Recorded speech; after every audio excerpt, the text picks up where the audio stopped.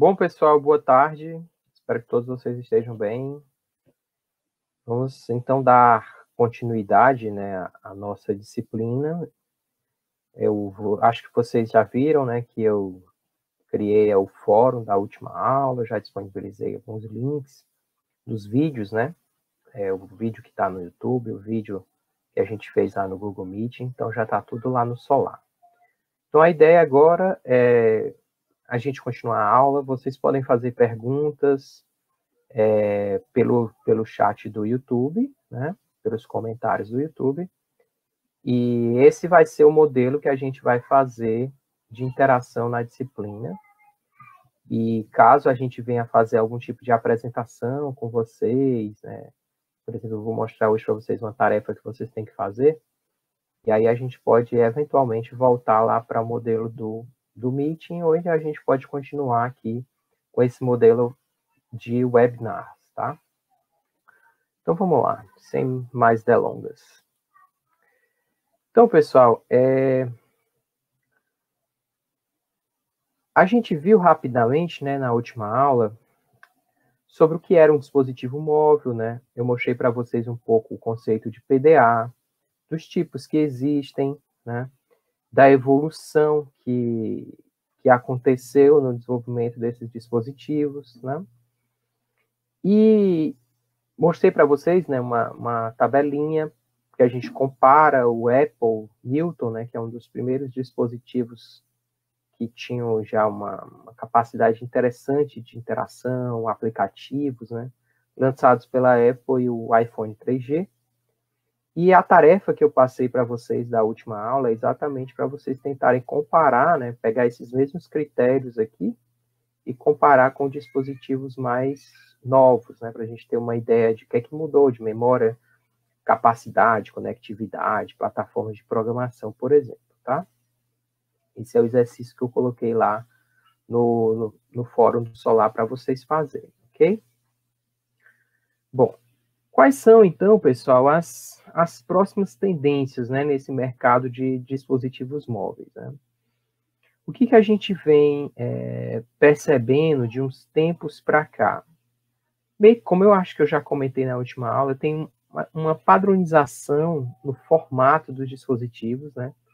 Linkados principalmente para a ideia dos tipos de aplicação que se tornaram predominantes, né? Então, a questão de assistir vídeos, então você não pode ter um dispositivo tão pequeno, porque ele tem que facilitar essa leitura, né? A questão dos aplicativos que a gente usa, a gente digita muito texto, então também o dispositivo não pode ser grande demais, para você conseguir, por exemplo, digitar com uma mão, né? Então, o formato do dispositivo em si, ele está mudando de forma bem pouca, se a gente comparar como era ali naquela imagem da evolução que eu mostrei para vocês, que os dispositivos eles eram muito diferentes, né? Então, você tinha dispositivo com teclado, sem teclado, dispositivo com flip que abria. Isso meio que foi desaparecendo, e de vez em quando aparece alguma empresa tentando gerar um buzz, né? Um ruído, né? Aparecer um pouco de marketing com um dispositivo um pouco diferente, mas nessa questão do formato em si, ele tem mudado pouco. Existe, né, uma tendência à questão da maleabilidade, é uma coisa que se procura, né, ter esses dispositivos maleáveis que você possa ampliar. Então, por exemplo, recentemente saiu em demonstração um dispositivo que você era capaz de aumentar esse tamanho da tela, né? Então, ele tem uma tela de um jeito e você poderia ampliar esse tamanho, por exemplo, quando você quisesse assistir um vídeo, né? Uma tendência que aconteceu nos últimos anos foi incorporar cada vez mais sensores no dispositivo, né? E que com a capacidade de processamento que esses dispositivos têm, você consegue hoje, por exemplo, ter reconhecimento facial, reconhecimento digital, né? Por exemplo, para questões de acesso e privacidade do dispositivo, né? Então, isso é uma funcionalidade muito interessante, né? Mais recentemente, nos últimos 3 anos, né, e ano passado saíram os primeiros dispositivos comerciais, são dispositivos de múltiplas telas, já a gente fala um pouquinho aqui. Outra coisa que também se tornou tendência é a questão de integração com outros dispositivos, né? Dispositivos de smart home que existem dentro da casa, Alexa, né? Ou então Google Home, Chromecast, né? Dispositivos que vêm com essa capacidade, né? A questão de realidade aumentada também, volta e meia volta essa tendência de você poder, por exemplo, o Google tem uma função bem simples que você busca animais e ele já te oferece uma maneira de inserir esse animal na tua realidade, né? Então, um recurso bem interessante que é possível hoje com uma melhor qualidade, porque os sistemas operacionais evoluíram para dar suporte tanto a sensores de reconhecimento de profundidade, de chão, como a própria capacidade de processamento para colocar esses objetos 3D, essas animações, né? Outra questão é a questão da experiência do usuário, né? Isso fica bem interessante, principalmente com a inserção de gestos, que vem aparecendo cada vez mais, né? A gente começou com muitos gestos na tela, mas existem opções de fazer gestos com o dispositivo. Então, por exemplo, tem dispositivo que você chacoalha, liga a câmera, chacoalha, liga a lanterna, você faz gesto na tela, ele abre aplicativos específicos, né? Então, existe também essa questão de associar eventos na tela e eventos com o celular para trazer novas experiências de como utilizar o aparelho, né? Essa questão da incorporação de inteligência machine learning nos aplicativos de forma cada vez mais forte, para tornar realmente os aplicativos inteligentes, né? Então, isso também é uma tendência fomentada pelos fabricantes que vão cada vez mais equipando esses aparelhos com... Você tem celular que tem 8 cores, 16 cores, né? Então tem uma capacidade de processamento, alguns celulares com placas de GPUs, né? Que tornam esse tipo de algoritmo, né? Interessante para você fazer, executar esses métodos mais complexos, né? Se vocês tiverem dúvidas, comentários e perguntas, vocês podem colocar aí no chat do YouTube, tá, pessoal? Não se acanhem, ok? Espero que vocês estejam ouvindo bem o meu áudio. Vamos em frente, né? Então, uma coisa que eu falei, né, também, é com relação a se inspirar de vez em quando em coisas do passado, né?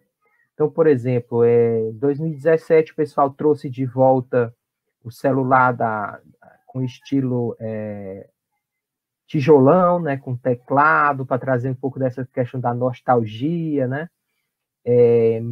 Mas diferentemente do celular que a gente tinha nessa época, ele vem com Android, né? Então, muda um pouco a cara do celular, mas continua compatível com os sistemas operacionais atuais, né? Outra coisa que a gente viu, né, até estava comentando para vocês, essa questão das telas expansíveis, né? No caso aqui do Motorola Razr, é interessante porque ele vem com esse conceito do flip, que era muito comum nos primeiros celulares, né? Parecia eu esqueci o nome, mas é aquele equipamentozinho que as mulheres usam na maquiagem, né? Lembrava muito estojo de maquiagem. Equipamento é ótimo. Um estojozinho de maquiagem. Então, eles trazem de novo essa experiência, né, de lembrar, de dar essa nostalgia. E, no caso, o que é interessante desse celular é que você pode usar com a tela menor ou com a tela aberta, né, expandida, né? A gente teve muito essa questão do realidade aumentada, como eu comentei para vocês. A gente também tem hoje também muitos recursos com a própria câmera do celular, de tentar reconhecer o usuário, né? Trazer emotions e coisas relacionadas a ele. Você também consegue, não sei se vocês já tiveram essa experiência de usar o Google Lens para reconhecer objetos, né? Que é outra vantagem também muito interessante que a gente tem, né, nos dispositivos integrados hoje, né? O Flip, né, como eu falei para vocês, o teclado é uma coisa que desapareceu e que volta e outra algumas empresas lançam para gerar esse buzz, como eu falei para vocês. E acho que a grande novidade que a gente teve mais recentemente são esses dispositivos dobráveis, né? Não vou tocar o vídeo não, mas vocês depois podem tocar o vídeo quando eu passar os slides para vocês verem um pouco qual é a ideia desse dispositivo, como é que ele funciona, tá? Vocês já tiveram a experiência de usar algum dispositivo dobrável, pessoal?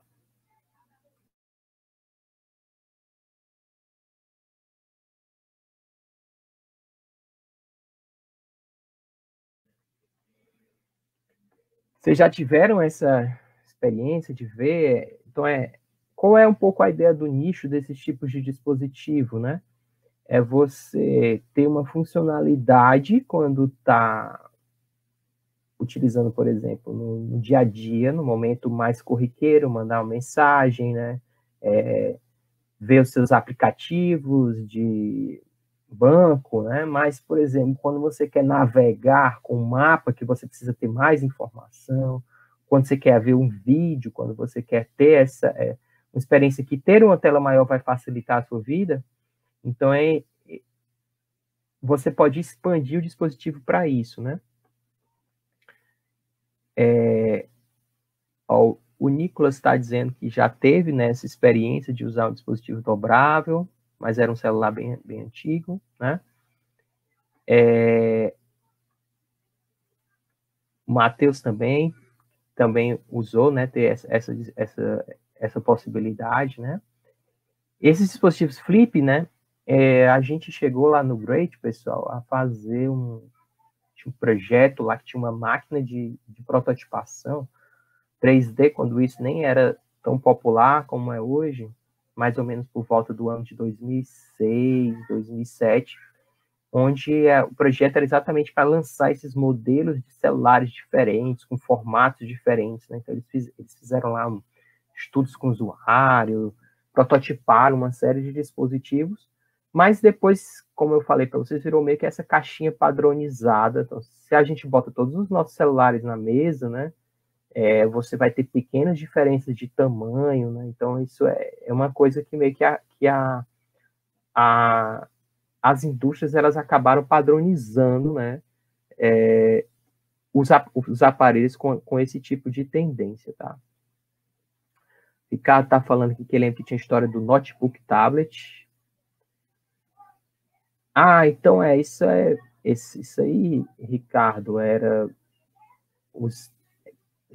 acho que era um notebook, acho que da HP, que você virava a tela, e ele tinha uma canetinha que permitia você assinar documentos, né? E isso veio muito antes da ideia do tablet, que foi colocado como uma coisa muito disruptiva, né? E nem era assim, né? Você já tinha tido, é um pouco assim, é meio que cíclico, né? Esses dispositivos, eles acabam voltando, né? Agora, essa novidade de você realmente ter a tela ampliada é algo que eu, pelo menos, não me lembro de ter visto isso antes, nem mesmo assim de modo experimental. O pessoal fica meio de lado assim, é porque o StreamYard eu controlo na tela do lado, mas eu vou voltar a me acostumar e eu vou falar para vocês, assim, para vocês aumentar o senso de presença de vocês na aula, tá? Bom, então, continuando, né? Esse slide aqui, pessoal, eu sempre gosto de comentar, ele está nessa aula desde 2002, né? Quando eu ministrava cursos nessa época, eu acho que eu comentei para vocês, né, de programação para mobile, eu tinha que primeiro convencer as pessoas que era interessante estudar isso, né? Acho que hoje não precisa, né? Mas isso eu convenci para vocês, porque é como você falar, eu sou programador web e não mobile. Meu amigo, você programa web para mobile, porque 99% do tempo as pessoas estão acessando o seu serviço através de um dispositivo móvel, né? Então, virou que meio que padrão, então tudo está lá, né? Entretenimento, aplicativos corporativos, né? as redes sociais, né, comércio, né, você pode fazer compras, as redes sociais dos mais diversos tipos, né, aplicativos de navegação. Então, assim, até muito pouco tempo atrás, você comprava um dispositivo específico para ser seu GPS do carro, né? Hoje isso não faz mais tanto sentido, porque você tem um smartphone, conectividade permite te atualizar os mapas em precisão, boa qualidade na tela, então acaba que não faz muito sentido, né? O smartphone meio que virou esse dispositivo canivete suíço moderno, vamos dizer assim, fazendo uma analogia que nem sei se para a geração de vocês faz sentido, tá? Bom, quando, pessoal, a gente falava sobre isso no começo, a gente tentava fazer as pessoas entenderem que o conceito de mobilidade, nesse momento que a gente está, não faz muito sentido, né? Nós estamos na pandemia, mas era um conceito muito comum já dentro das empresas. Então, você tinha empresas que faziam delivery, que trabalhavam com os vendedores na rua, prestando serviço, né? Fazendo manutenção elétrica. Então, esses foram os primeiros serviços em que as empresas que começaram a trabalhar com desenvolvimento móvel começaram a focar, né? Então, eu acho que alguns de vocês conhecem, deixa eu só botar aqui, pronto. Talvez alguns de vocês conheçam, né, o professor Edgar, ele tinha uma empresa, mais ou menos nessa época aí dos anos 2000, que ele focava exatamente nesses tipos de negócio, né? Então, como que eu posso dar suporte, por exemplo, para o cara que faz manutenção de postes da Coelce, que ele tem um dispositivo móvel, né? O cara que vende produtos, refrigerantes, coisas desse tipo para os mercadinhos, bebidas alcoólicas para os mercadinhos, para os bares da cidade, que ele se locomove, né? Então, o nicho era muito nesse sentido, né? Eu faço um aplicativo, o cara sai com um dispositivo, né? As empresas compravam dispositivos iguais para todo mundo, para ter essa padronização. E não tinha conectividade, então o cara fazia as compras, né? Botava observações, e quando ele retornava para a base da empresa, sincronizava, né? E aí havia a manutenção dos dados daquela empresa, a atualização das compras, de estoque no estoque, coisas desse tipo, né? E aí, claro que com a popularização dos dispositivos,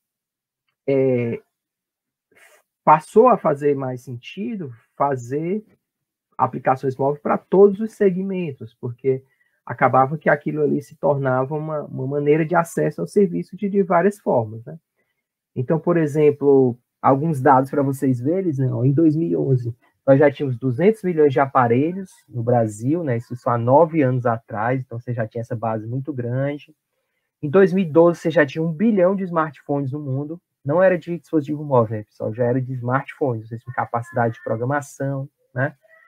Em 2014, a gente já teve no Brasil, né, mais compras de tablet do que notebook, então o tipo de interação também já estava mudando, né? Em 2016, a internet mobile ela ultrapassou a de outros dispositivos, né?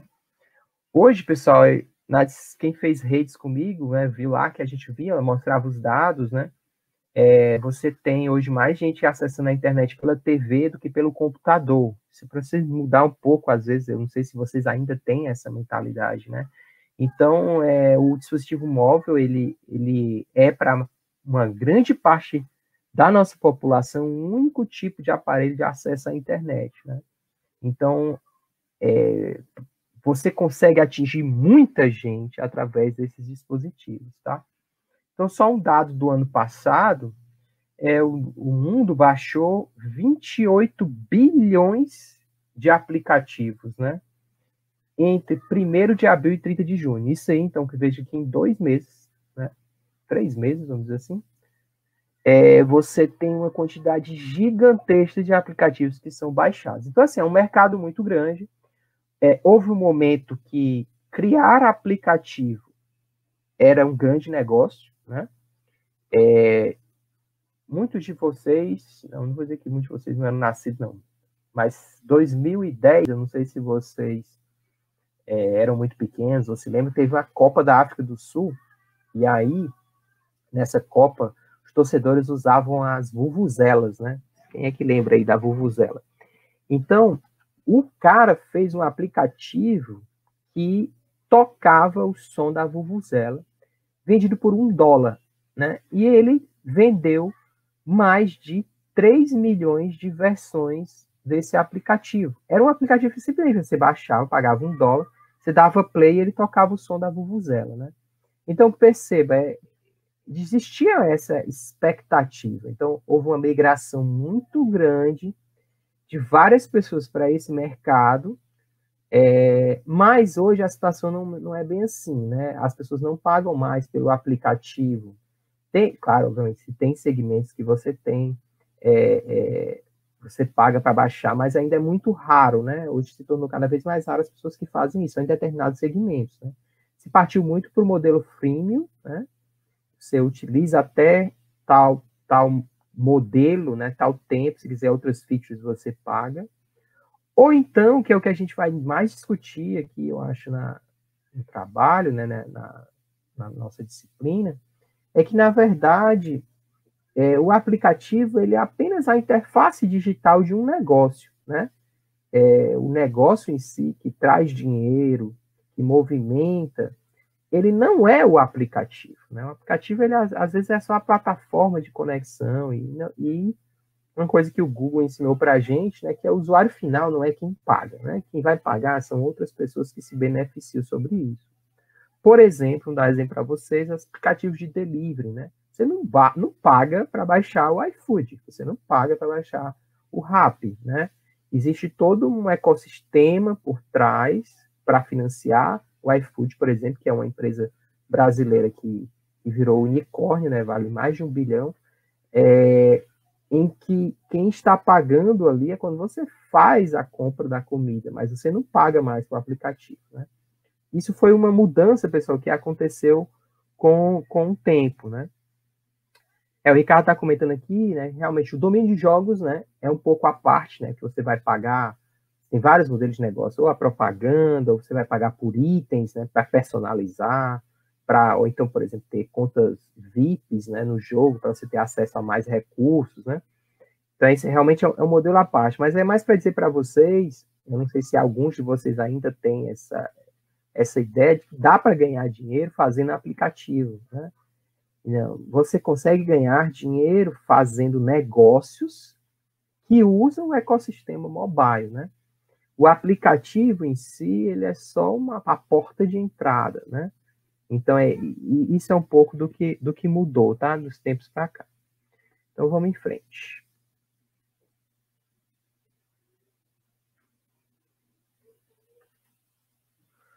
Pô, aqui é mais também alguns dados, né? Do market share do ano passado. Então, por exemplo, você tem aqui, ó, Apple Store, você tem 28 bilhões, né, de downloads, né? Então, de 18 para 19, você teve um crescimento de 10%. Isso agora, em 2020, com a pandemia, deve ter aumentado mais ainda os números, né? A gente pode, inclusive, tentar fazer uma atividade, procurar e atualizar, né? Então, você teve só do Android 21 bilhões de downloads e na App Store 7 bilhões, né? Então, isso é muito aplicativo, é muita gente baixando, tá?